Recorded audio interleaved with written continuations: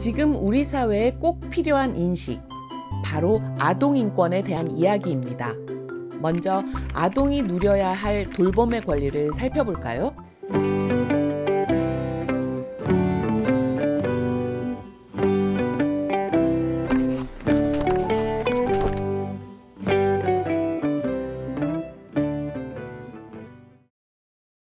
바쁜 현대사회에서 가족 구성원에게 양육은 행복한 경험이기도 하지만 힘든 일이 되기도 합니다.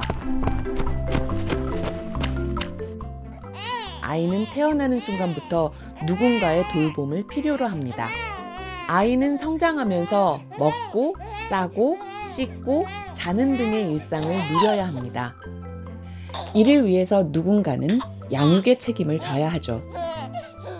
이것은 아이가 존엄한 인간으로 살아가기 위해 누려야 할 최소한의 당연한 권리입니다.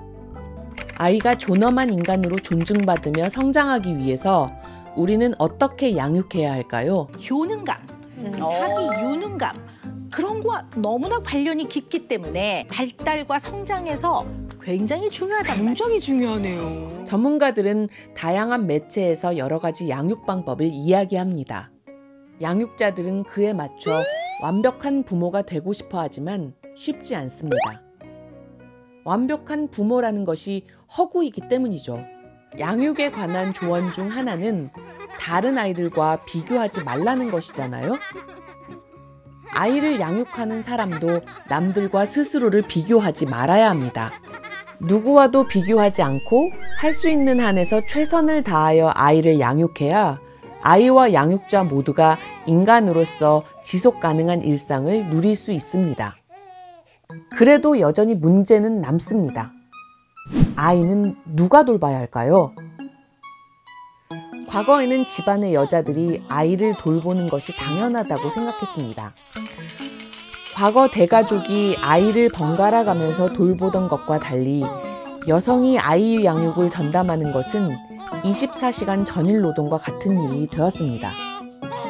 최근에는 여성, 특히 엄마 혼자서 아이를 돌봐야 한다는 생각은 사라지고 있습니다. UN 아동권리 협약에 따르면 기본적인 권리로서 아이가 누려야 할 돌봄의 책무를 엄마에게만 요구하지 않는다고 하죠.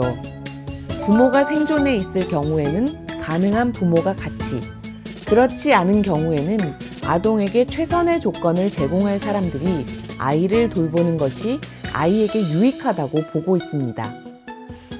그러니 부모가 자녀를 직접 양육하는 경우 아이가 돌봄이라는 권리를 제대로 누리려면 부모가 함께 양육을 책임져야 합니다. 어머니는 위대하다. 신이 모든 곳에 있을 수 없어서 어머니를 만들었다. 이런 말은 여성에게 모성애를 강요하는 말들입니다. 또한 아이를 양육하는 아빠를 슈퍼맨이라고 인식하기보다는 아이의 권리를 위해서 당연한 것이라고 생각해야 합니다. 그렇다면 아이 양육은 항상 부모가 분담해서 해야 할까요? 기본적으로는 그렇습니다. 그러나 그렇지 않은 경우도 생각해 보아야 합니다. 항상 부모가 분담해서 자녀를 양육해야만 한다고 생각하면 가족 다양성을 인정하지 않고 부모가 함께 아이를 키우지 않는 가족에 대해 편견을 갖게 할 수 있습니다. 중요한 것은 어떤 상황에 놓여 있든지 모든 아이가 돌봄의 권리를 충분히 누려야 한다는 것입니다. 사회와 국가도 이를 지원해야 합니다.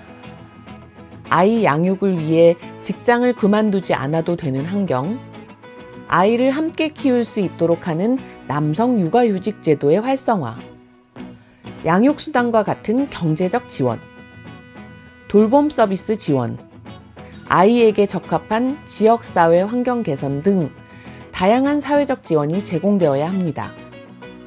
국가가 출산율을 따지면서 아이를 낳으라고 할 것이 아니라 아이가 돌봄의 권리를 충분히 누리도록 온 나라가 책임져야 한다는 의미겠죠. 아이가 태어나는 것은 존엄한 인간으로서 다양한 권리를 누리기 위한 출발점이라고 생각해야 합니다. 아이 하나를 키우는데 온 마을이 책임져야 한다는 표현이 있습니다.